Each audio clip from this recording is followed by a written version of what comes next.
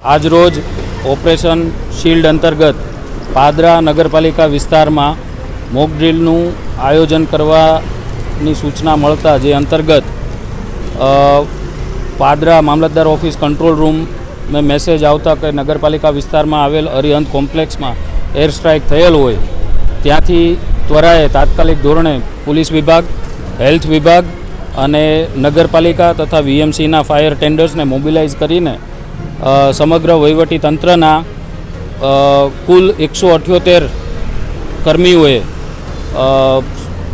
અરિહંત કોમ્પ્લેક્સમાં જે આગ લાગેલી હતી તેને સફળતાપૂર્વક કાબૂમાં મેળવ્યા બાદ ઘાયલ થયેલા 8 લોકો તથા એક કેઝ્યુઅલ્ટીને પાદરા CHC ખાતે શિફ્ટ કરી ત્યાં ટ્રીટમેન્ટ આપી સમગ્ર મોક ડ્રીલનું સફળતાપૂર્વક આયોજન કરવામાં આવેલ છે.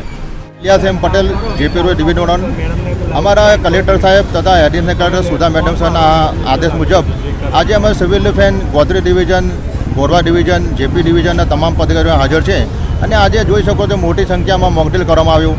અને જ્યારે પણ આગ લાગે ત્યારે શું કરવું અને આગ લાગ્યા પછી અમને બંબા સાથે આગ ઓલવાની હોય છે અને સાયરન વગાડીને બધા પબ્લિકને સજાગ કરવાની હોય છે. તો આજે આ બાબતે અમારા પાદરાના મામલતદાર સાહેબ તેમજ ધારાસભ્ય ઝાલા સાહેબ પણ હાજર છે અને અમારું સિવિલ ડિફેન્સ તમામ ગ્રુપ પદાધિકારીઓ સાથે મળીને આજે મોકડ્રીલ યોજવામાં આવ્યું. તો અમે પણ લોકોને જાગૃતિ કરવા માટે આ મોકડ્રીલ યોજવામાં આવ્યું છે. તો હું બધાને જાણ કરી હતી કે ભાઈ જ્યારે વોર થાય, યુદ્ધ થાય તો કેવી રીતના બચાવ કરો.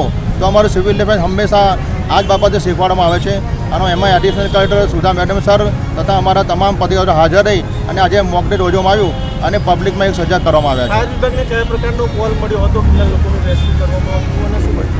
હા, ઇમરજન્સીમાં અમારે લગભગ 10 જણને રેસ્ક્યુ કરવામાં આવ્યા અને ફાયર બ્રિગેડ ટીમે સારી મદદ કરી.